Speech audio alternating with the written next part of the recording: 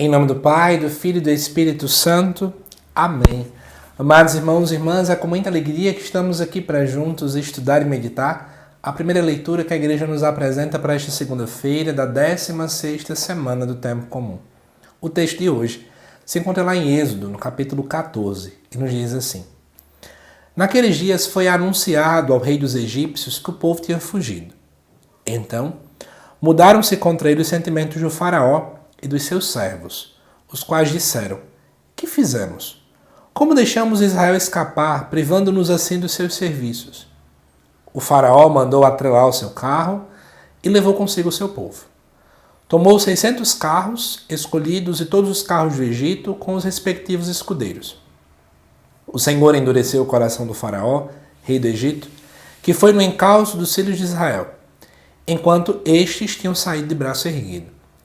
Os egípcios perseguiram os filhos de Israel com todos os cavalos e carros do faraó, seus cavaleiros e seu exército, e encontraram-no acampado junto do mar, perto de Fi-Hahirote, defronte de Baal-Zephon. Como o faraó se aproximasse, levantando os olhos, os filhos de Israel viram os egípcios às suas costas.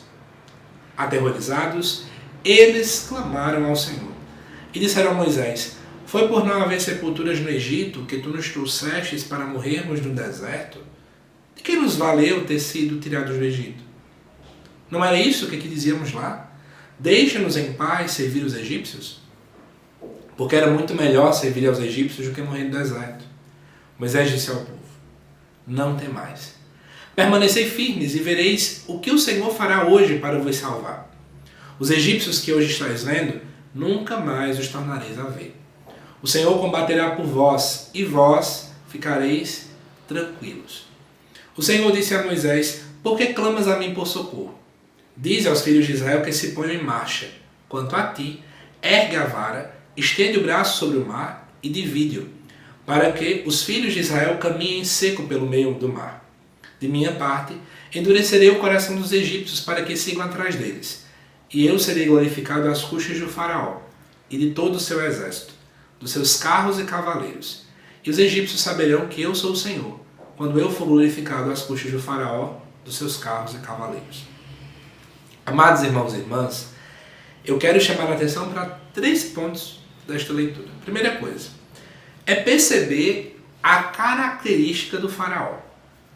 O faraó, ele se questiona, né, a saída do povo de Israel, do povo que é guiado por Moisés, porque agora eles não vão mais ter os serviços deles, né? Ou seja, aquele povo escravizado, que fazia o que ele queria. É interessante, não sei se você sabe, que o faraó é sempre visto, né, uma leitura mais espiritual e alegórica da Sagrada Escritura, que ele simboliza o próprio reino do mal. O pecado, o diabo e por aí vai. Eu quero trazer uma reflexão diante disso, né? O mal, o pecado, ele nos trata como objeto. Nós somos objetificados por causa do pecado. Então, para refletir um pouquinho. Todos os pecados e o próprio diabo, ele leva-nos a entender que a gente está na vida boa, que nós estamos sendo valorizados, que isso, aquilo, outro. Mas no fundo, ele está acabando conosco. O pecado, ele não nos faz bem. É mais ou menos essa mesma realidade que o faraó está fazendo. Porque veja bem, aí eu já entro agora para o segundo ponto. O povo, quando começa a ver que o faraó está chegando perto, eles começam a se questionar. A gente tem uma vida relativamente boa.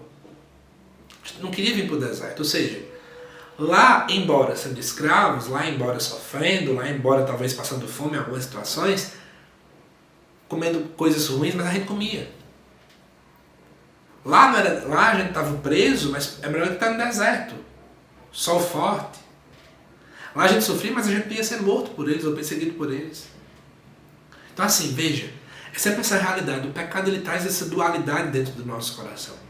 Ele nos leva a achar que a coisa está boa, enquanto não está. O pecado, tudo aquilo que é contrário à vontade de Deus, isso faz isso conosco, lá no nosso interior. E nós vamos pouco a pouco caindo nessa ilusão, porque é uma ilusão. Isso não é coerente. Não é? Porque quem é que vai preferir a escravidão à liberdade? Sabendo que a liberdade é quem nos faz crescer, nos traz dignidade, nos traz alegria, nos traz a felicidade. E aí, amados irmãos e irmãs, já chama atenção sobre isso. E aí, para o terceiro ponto, é perceber o que Moisés vai dizer. Não temais, permaneceis firmes e verei o que o Senhor fará hoje para vos salvar. Moisés fala isso justamente porque ele está constatando um grande problema no coração daquele povo. Faltava confiança. Um coração que ele é comandado pelo medo, ele não é confiante. O povo de Israel estava deixando de lado a confiança no Senhor. É Deus que havia prometido, é Deus que estava com eles, Deus que caminhava com eles e por aí vai. Mas eles estavam pouco a pouco deixando de confiar em Deus. Tudo isso porque viam a perseguição ali. E aí, antes que a gente comece a julgar o povo, a gente tem esse costume, né? A gente lê a Bíblia ou vê a história, a gente já quer julgar as pessoas dizendo, mas vocês não se tocam, vocês não abrem o coração. Nós somos do mesmo jeito. Por que eu estou colocando isso? Para refletir na nossa vida de igreja. Às vezes as dificuldades são gigantescas, não é? Somos perseguidos dentro e fora da igreja, às vezes. Até dentro também. E aí a gente começa a colocar várias indagações. Era melhor não ter dado assim. Era melhor não ter assumido isso. Para que eu fui inventar isso aqui? Se eu soubesse que inventar, por exemplo, uma quermesse na festa de padroeira, que dá tanto trabalho, era melhor não ter inventado. Então nós colocamos várias e várias indagações naquele momento. Tem até mãe que faz isso. Se eu soubesse que esse menino me dá trabalho, eu teria repensado 2 vezes antes de ter engravidado. Gente, vamos confiar mais em Deus e parar de questionar tanto. Nós estamos ficando homens e mulheres que vivem só se lamentando em vez de só confiando. Confiar mais, lamentar-se menos. Acho que é esse um dos pontos que a liturgia de fato deveria nos apresentar nesta segunda-feira.